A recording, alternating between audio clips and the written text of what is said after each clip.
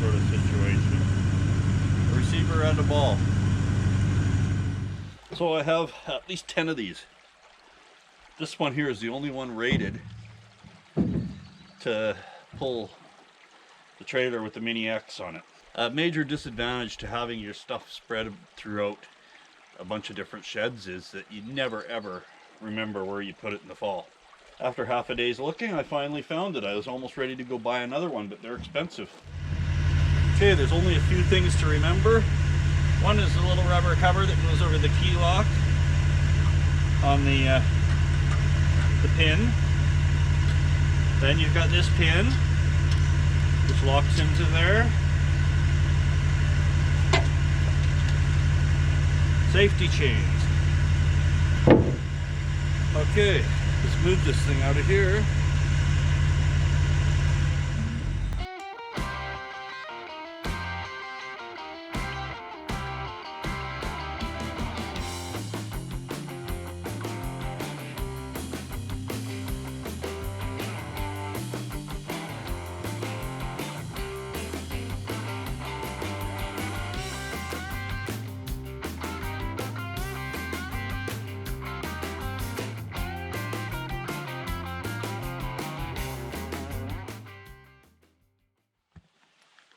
Okay, so I'm just mixing up some fuel for the chainsaw and the boat motor. It's a 2-stroke engine in the boat motor, so they both get the same mixture, a 50-to-1 mixture. The easiest way I can do it is 2.5 ounces, like 2.6 I think it is.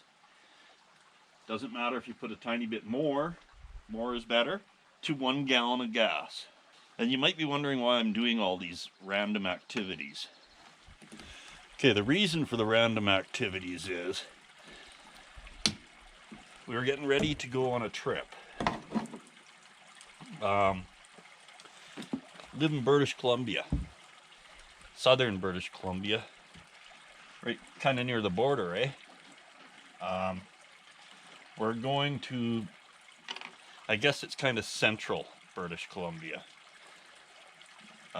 We are abiding by the new rules where you are not,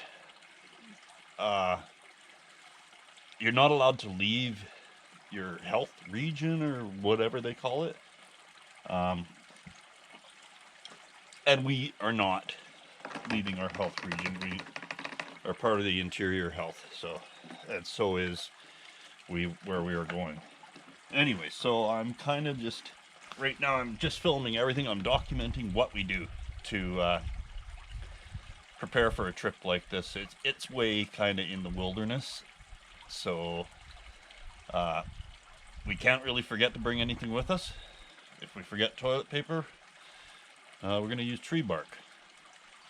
If we forget food, we're going to eat tree bark.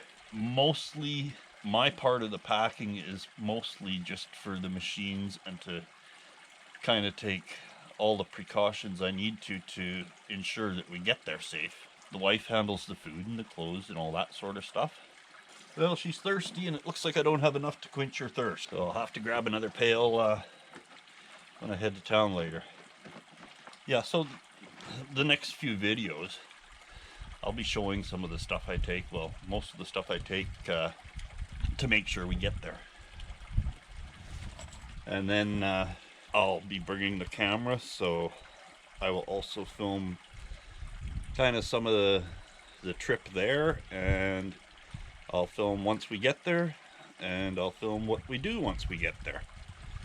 It should make for some interesting content. Our cabin is, let's say it's rustic. Actually, if you want the truth, it's a shack in the woods. No power, no anything. Well, we do have gravity-fed water, but we won't be hooking that up until later towards summer.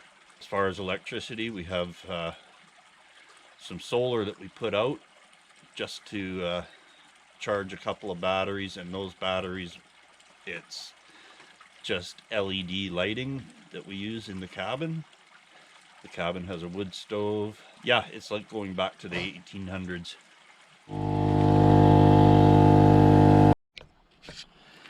Okay, now these should be, I believe they say 80 as well. I also brings 2 spares for the truck. There's one here, and then there's one up underneath the box.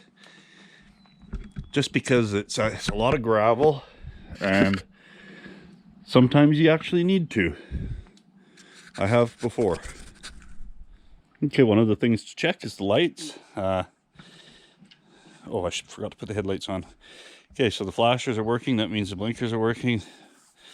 I think that means everything's working. But well, everything but the rear tail light. Just if anybody else is trying to change the bulb in their newer Ford, it has these 2 little pins.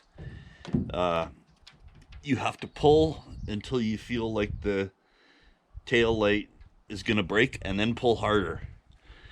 The one side is held on by 2 8mm bolts, and the other side is just the 2 pins.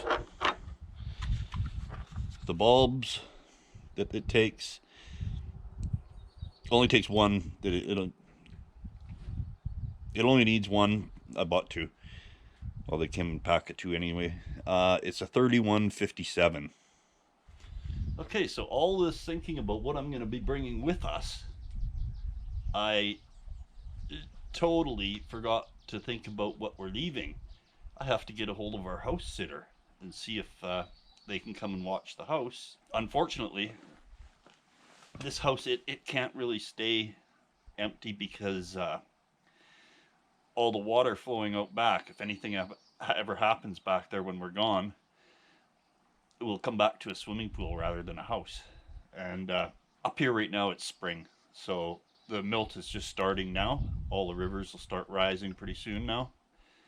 The mountains here are still, probably between 15 and 20 feet deep snow above the house. So it comes ripping down pretty soon. If you have any interest in following along with us on this trip, something I hate to ask, but I think the thing to do would be to hit subscribe, and then there's a little bell shaped icon thing, and if you click on that, you will get notifications whenever we put out a new video, so that way you won't miss anything. Hope you can join us. I guess that's it for this video. It's another short one like usual. Still waiting for that Starlink internet to come along so we can upload maybe a little longer videos in a timely fashion. Thanks for watching.